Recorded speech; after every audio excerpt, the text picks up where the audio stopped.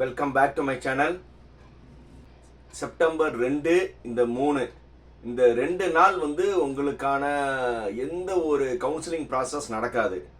Especially வந்து round 3 மாணவர்களுக்கு இந்த 2 நாள் வந்து எந்த இதுவும் நடக்காது.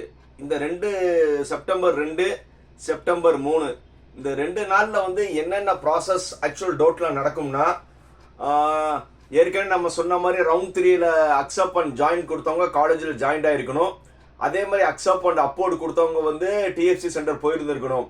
செப்டம்பர் 1ஆம் தேதிக்குள்ளே வந்து அவங்க வந்து எல்லாருமே ரிப்போர்ட் பண்ணியிருக்கணும்.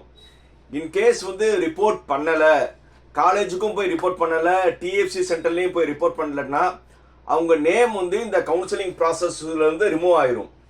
இந்த கவுன்சிலிங்கில் ப்ராசஸ் வந்து ரிமூவ் ஆகிட்டு செப்டம்பர் 4ஆம் தேதி காலையில் அவங்க ரீஜென்ரேட் பண்ணுவாங்க. அப்போ அந்த ரீஜென்ரேட் பண்ணும்போது இப்போ யார் யார் ஜாயின்ட் ஆகலையோ, காலேஜ்லேயும் போய் ஜாயின்ட் ஆகலை, டிஎஃப்சிலையும் போய் ஜாயின்ட் ஆகலை, அந்த சீட்ஸ் எல்லாமே வந்து யாருக்கு வரும்னா, முதல்ல அக்செப்ட் அண்ட் அப்போர்டு கொடுத்தாங்களே, இந்த மாதிரி வந்து எனக்கு வேற காலேஜ் வேணும்னு, அவங்களுக்கு தான் வந்து இது முதல்ல வந்து அலாட் ஆகும்.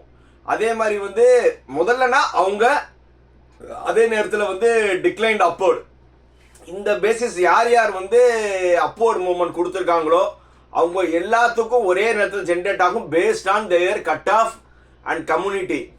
அதனால வந்து சார் எனக்கு தான் முதல்ல வரும் அப்படிலாம் கிடையாது. அவங்களுடைய கட் ஆஃப் மார்க்குக்கு ஏற்ற மாதிரி அது அக்செப்ட் அண்ட் அப்போர்டு கொடுத்தவங்களுக்கு காலேஜஸ் சேஞ்சஸ் ஆகலாம், அல்லது வந்து டிக்ளைன் அண்ட் அப்போர்டு கொடுத்தவங்களுக்கு காலேஜஸ் வரலாம்.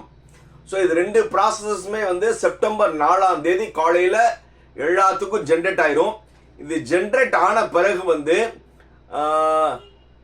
வேக்கன்சி பொசிஷன் ஆஃப்டர் ரவுண்ட் 3 சொல்லி ஒரு செப்டம்பர் 4ஆம் தேதி ஒரு பிடிஎஃப் வந்து டோட்லேருந்து ரிலீஸ் பண்ணுவாங்க.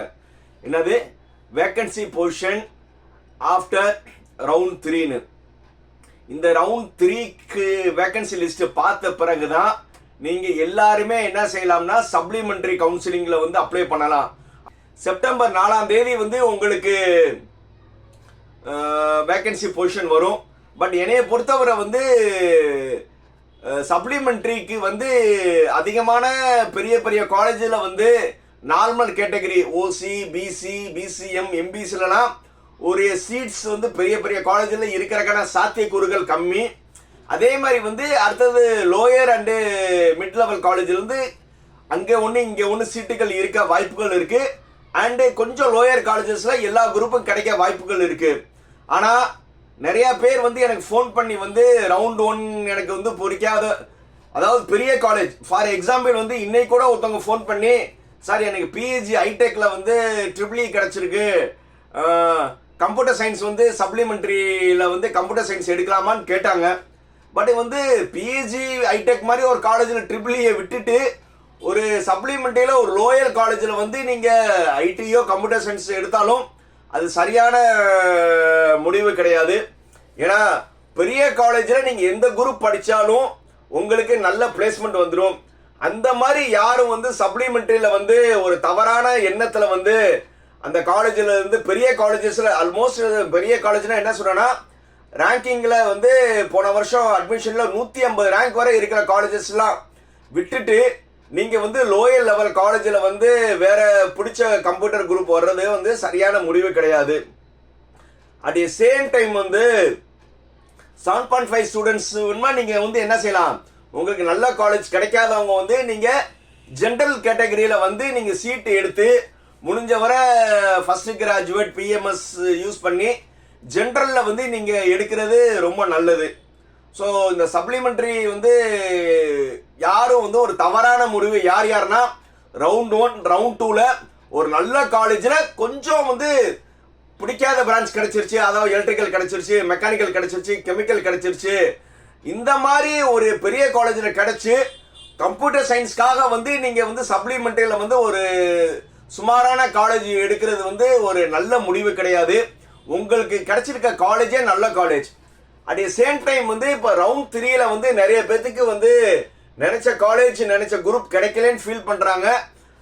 பட் கோயம்புத்தூர், சென்னை அந்த மாதிரி எங்களுக்கு கிடைச்சிருக்கு சார், நான் அக்செப்ட் பண்ணி ஜாயின் கொடுத்துருக்கேன், அக்செப்ட் அப்போர்டு கொடுத்துருக்கேன்னு, அந்த மாதிரி கேண்டிடேட் வேணும்னாலும் சப்ளிமெண்ட்ரியில் வந்து உங்கள் ஜோனில் வந்து ஓரளவு காலேஜ் கிடச்சிருச்சுன்னா நீங்கள் ட்ரை பண்ணுறது நல்லது. ஸோ அதனால் வந்து முடிஞ்ச வரை வந்து கிடைச்சதை வந்து நீங்கள் விட்டுட்டு புதுசாக சப்ளிமெண்ட்ரியில் வரக்கூடாது தான் வந்து என்னுடைய தாழ்மையான கருத்து. அதே மாதிரி வந்து நிறைய பேர் வந்து ஃபோன் பண்ணி, சார் இந்த மாதிரி நிறைய யூடியூப்ஸில் வந்து டிஸ்கிரிப்ஷனில் வந்து உங்கள் நேம் கொடுங்க, பெரிய பெரிய காலேஜஸில் வந்து டாப் லெவல் காலேஜ்லேயும் மேனேஜ்மெண்ட் சீட் இருக்குது, அதே மாதிரி பெரிய பெரிய காலேஜில் வந்து கம்ப்யூட்டர் சயின்ஸ் இருக்குது, டிஸ்கிரிப்ஷனில் வாங்க நாங்கள் உங்களுக்கு ஹெல்ப் பண்ணுறோம் அப்படின்னு சொல்கிறதா வந்து நிறைய பேர் ஃபோன் பண்ணி சார் உங்களுக்கு தெரிஞ்ச காலேஜ் தான் கேட்குறாங்க. சார் நான் வந்து இதுவரை வந்து நான் எந்த காலேஜும் ப்ரொமோட் பண்ணதில்லை, யார்ட்டையும் நான் வாட்ஸ்அப்பில் டிஸ்கிரிப்ஷனில் இதுவரை நான் கேட்டது கிடையாது.